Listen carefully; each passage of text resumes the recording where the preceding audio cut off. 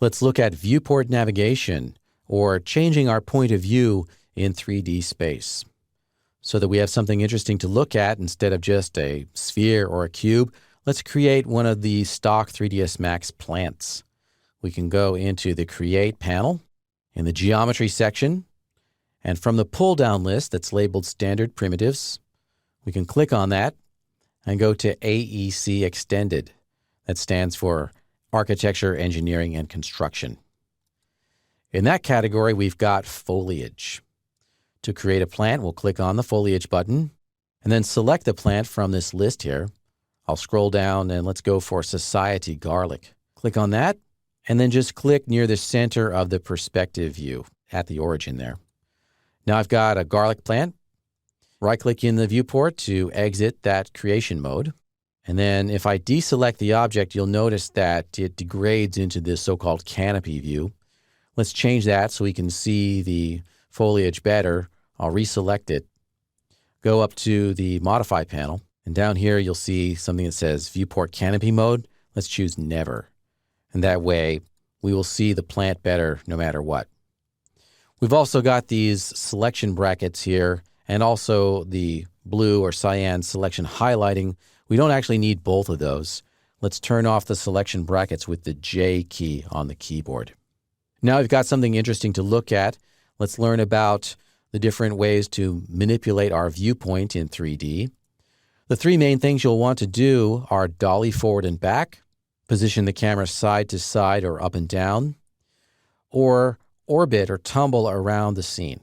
To move the camera forward and back, use the magnifier glass. Click on that, and then click anywhere in the viewport, and you can position your camera forward and back. That's known as dolly. The icon is actually labeled zoom, which is technically something else. Zooming is changing the focal length or the angle of view.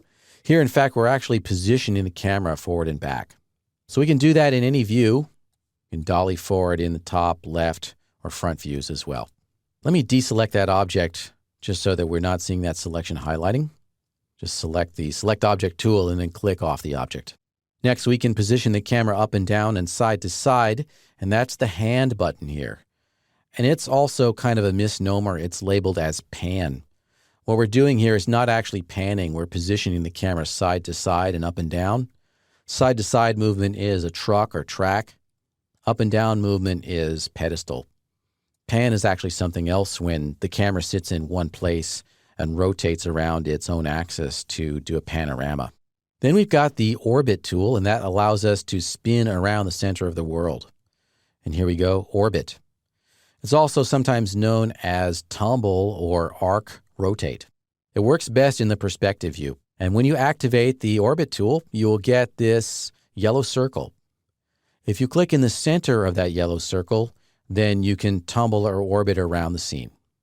If you click on the outside of that circle, what'll happen is the camera will tilt relative to its own line of sight. That's known as a Dutch tilt or a canted angle, and the horizon line is no longer level. That's not something that you want to do accidentally. It's something that you really need to do only intentionally. So we want to restore our camera back to a level horizon line. And you might think that you could just use the undo button to do that.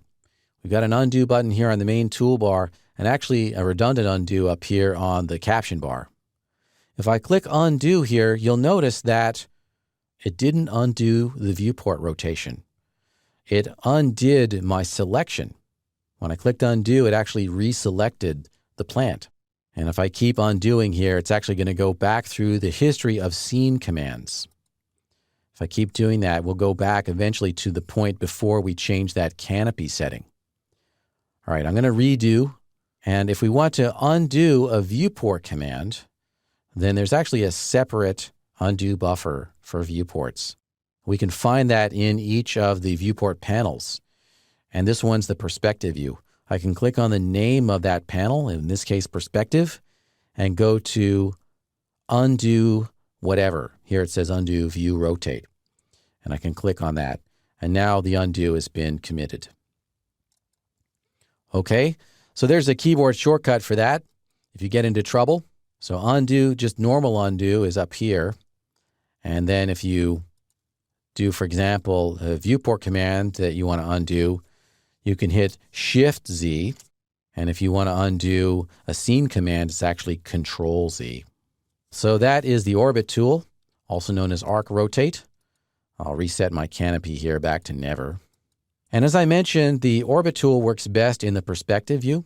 If we do an orbit in one of these orthographic views, what's going to happen is we're going to pretty easily get lost.